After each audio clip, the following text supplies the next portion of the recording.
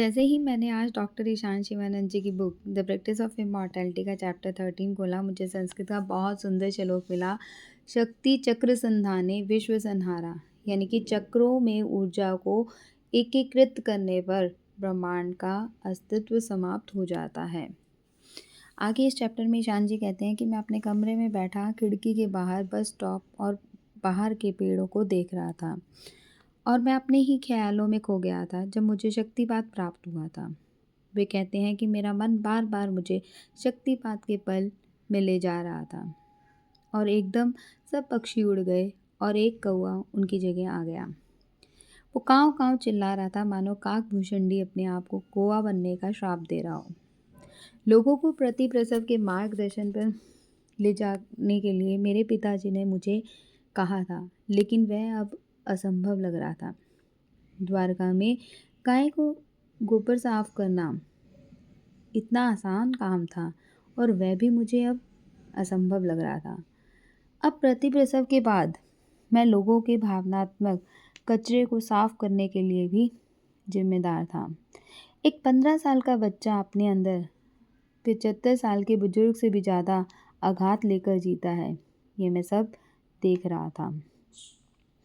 उन पर कुछ दिन काम करने के बाद जब वो वापस जाते तो मानो वो पहले जैसे नहीं रहे। अब सब बदल गया था उनके अंदर। लेकिन जब वो वापस आश्रम आते तो दोबारा से नई शुरुआत करनी पड़ती, मानो वो भटक गए हों, और इनके भटकाव का मूल कारण अविद्या था। जैसे ही वे आश्रम से बाहर कदम रखते, उन्हें भूलने की बीमारी घेर लेती थी।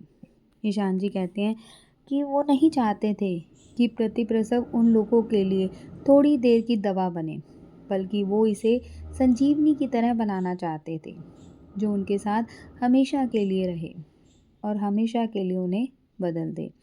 इसलिए वो बहुत से शास्त्र भी खंगालते ताकि वो स्थायी प्रभाव ला सकें। लेकिन प्रैक्टिकल का कोई विकल्प नहीं होता। आप पायलट बनने के लिए कितनी किताबें पढ़ लें, फिर भी आप विमान उड़ाने में सक्षम नहीं होंगे। आप सर्जरी की कितनी किताबें पढ़ लें, पर ट्यूमर बाहर नहीं निकाल सकते। बाबा जी जानते थे कि मुझे इसके लिए प्रैक्टिकल ट्रेनिंग चाहिए, इसलिए मुझे एक नए गुरु की आवश्यकता थी। ईशान जी कहते हैं कि बाबा जी ने अब उन्हें एक नए गुरु दिए, जो उन्हें ब्रह्म मुहूर्त में और संध्या काल में ध्यान अभ्यास कराते थे। वो अपने गुरु को माशे कहकर पुकारते थे, जिसका अर्थ है मास्टर। माशी काफ़ी रहस्यमय व्यक्ति थे। उनका रंग सांवला और बाल घुंघराले थे। वो अपने माथे पर भस्म लगाते थे, और उनका शरीर एक जिम्नास्टिक जैसे था, जिसमें मजबूत एब्स थी। वे कहते हैं कि वे मुझे पिंजरे में भोजन का इंतज़ार करते हुए टहलते हुए एक शेर की याद दिलाते थे। आगे ईशान जी कहते हैं कि आश्रम में एक यज्ञशाला भी थी। वे कहते हैं कि माशे खाने पीने में मुख्य जड़ी बूटियों का इस्तेमाल करते थे, और वे उन्हें बड़े चाव से खाते थे। वे जड़ी बूटियाँ उगाते थे, उनकी देखभाल करते थे और उसे उपचार में लाते थे। उनके अंदर एक लकड़ी को औजार में बदलने का भी कौशल था। माशे ने ईशान जी के योग आसनों का अभ्यास कराया और उनके भोजन का भी ध्यान रखा। वे उन्हें बहुत अलग अलग तरह के खाने बनाकर खिलाते थे, जिसमें वो नारियल का तेल अत्यधिक उपयोग में लाते थे। और ईशान जी कहते हैं कि मुझे उनका बनाया हुआ भोजन बिल्कुल नहीं पसंद आता था। वे कहते हैं कि वो खाने में ही नहीं, बल्कि अपने बालों में भी वह तेल लगाते थे, जिसके कारण उनके में से उस तेल की गंध आती रहती थी।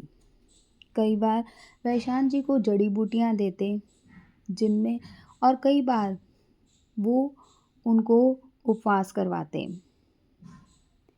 भोजन परोसने के बाद तीव्र योग स्तर होते, जिससे उन्हें कई बार उल्टी भी होती थी। धीरे धीरे जब ईशान जी के शरीर की सहनशीलता बढ़ी, तो माशे के काढ़े के प्रति उनकी प्रतिकूलता भी बढ़ गई। योगियों में एक कहावत भी है कि महान योगी वह है जो लकड़ी और चट्टान को बचाने की शक्ति रखता है। ईशान जी कहते हैं कि उन्होंने बहुत लंबे समय से कोई भी मीठी चीज़ नहीं खाई थी, इसलिए उन्हें मीठा खाने की विलासिता होती रहती थी। ये बताता है कि भोजन कितना गहरा आनंद ला सकता है। वह अत्यधिक भूख का अनुभव करने पर ही पता चलता है।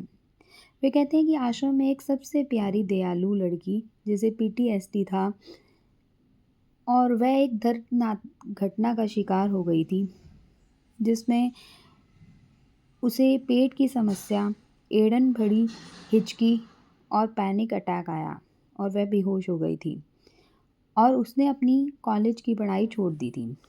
आगे वे कहते हैं कि उसकी मदद करने के लिए उन्होंने कई ग्रंथों को भी देखना शुरू किया। एक दिन उनके एक दिन उनके गुरु एक साधारण वस्त्र के बजाय एक बेदाग वस्त्र में लिपटे हुए आए और उनके सामने 3 बर्तन रखते हुए बोले। उन्होंने पहले बर्तन को देखा और फिर अपनी नाभि की ओर देखा। इसके द्वारा वे अपनी 3 ग्रंथियों में पहली ग्रंथि ब्रह्म ग्रंथि की ओर इशारा कर रहे थे।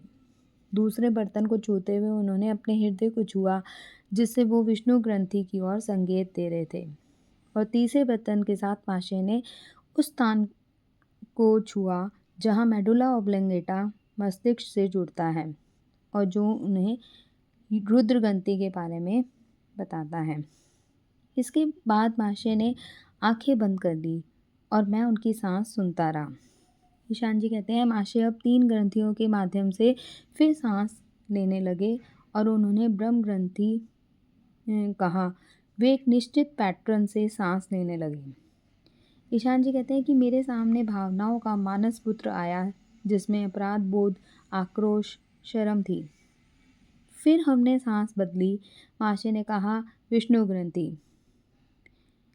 ईशान जी कहते हैं मुझे एक ऐसा विजन दिखाई दिया जिसमें मैंने दुख, दर्द को देखा जो उनके दिल में थे जब वो राजस्थान में शक्ति को खोते हुए देख रहे थे, और जब मैं प्रति प्रसव में किसी की मदद करने में असमर्थ था। वे कहते हैं कि मेरी चेतना उठने लगी थी और वो मानस पुत्र को देख पा रहे थे। कैसे चेतना के बदलते ही अपराध बोध दुख बन जाते हैं और कैसे दुख आसक्ति बन जाते हैं। वे आगे कहते हैं कि वे मानस पुत्र को देख पा रहे थे जो हमेशा एक मुखौटा पहने चोर की तरह होते हैं। वो कहते हैं कि जैसे ही मैं इसके चेहरे को देखने ही वाला था, उनकी सांसें बदल गई और उनको महासिद्धि की एक महान रोशनी को देख पा रहे थे और मानस पुत्र विलीन हो गए थे और फिर से उन्हें शक्तिपात का अनुभव होने लगा था। वे नियंत्रण में थे और शिव को महसूस कर पा रहे थे। तभी माशे ने एक तेज आवाज़ दी और मैंने अपनी आंखें खोली। उन्होंने मुझे एक अद्भुत आध्यात्मिक अनुभव से बाहर क्यों निकाला, ईशान जी कहते हैं। अब उन्होंने मुझे तीसरा बर्तन दिखाया जिसके नीचे ज्योतिर्लिंग था, प्रकाश का शिवलिंग जो स्वयं ईश्वर का रूप है। बिना शब्दों के वो कह रहे थे कि मैं चाहता हूँ कि तुम अंतिम लक्ष्य पर ध्यान केंद्रित करो। मैं चाहता हूँ कि तुम उस प्रकाश के साथ एक हो जाओ जिसको कोई उम्र नहीं है, कोई लिंग नहीं है, वह अनंत है। ईशान जी कहते हैं कि मुझे उस समय लगा था कि मैं अंतिम रेखा के करीब हूँ, यह महसूस किए बिना कि एक बड़ा लक्ष्य सड़क पर 100 मील दूर था। मैं अमरता की अपनी यात्रा में सिर्फ पहला कदम उठा रहा था। माशे ने बिना एक शब्द बोले ऊर्जा का प्रवाह और सांस का रोड मैप दिखाया था। कृतज्ञ होकर ईशान जी झुके और उन्होंने माशे के चरणों को स्पर्श किया। वे कहते हैं कि वे बार बार अभ्यास करके रात को इस अनुभव को दोबारा महसूस करते रहे। अब वो जो आश्रम में लड़की थी जिसको पीटीएसडी था, वो आई और वो बहुत थकी हुई लग रही थी। तभी ईशान जी ने उसे बैठने के लिए कहा और उन्होंने उसके साथ प्रति प्रसव की क्रिया शुरू की। ईशान जी ने उन्हें चेतना को नाभि में निर्देशित करने के लिए कहा और उनका अनुसरण करने को कहा। तभी लड़की रोने लगी क्योंकि उसने अपने अनुभव को फिर से जीना शुरू कर दिया था। अब ईशान जी ने उनकी दिल की ओर इशारा किया तो उसकी भावनाएं अधिक तीव्र हो गई और उसे बहुत दर्द महसूस हुआ।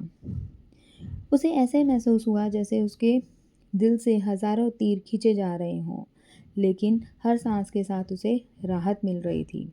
जैसे-जैसे प्रक्रिया जारी रही, उसकी आँखों से आँसू गिरते रहे और उसका चेहरा खिड़की में आती धूप से चमक रहा था।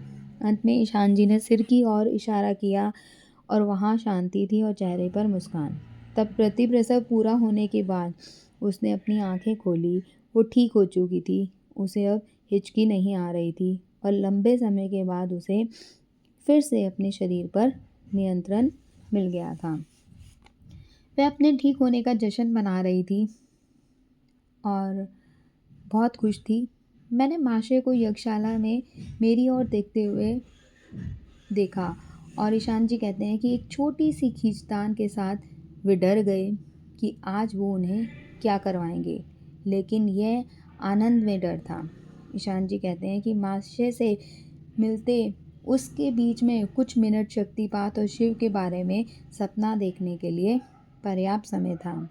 इसके बाद समाधि ध्यान विधि है, जिसकी वीडियो मैंने अलग से बना रखी है, आप उसे वहाँ देख सकते हैं। मिलते हैं नेक्स्ट चैप्टर में, चैप्टर 14 में, breaking free of our minds. नमः शिवाय।